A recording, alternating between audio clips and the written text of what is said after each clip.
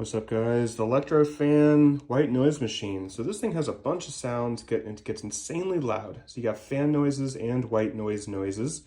Turning it on. Very, very easy to use. I've been using this for a very, very long time, I don't know, like 7 years or something like that. I usually go with white noise. So what happens if you turn it on, you can cycle through the white noises like this.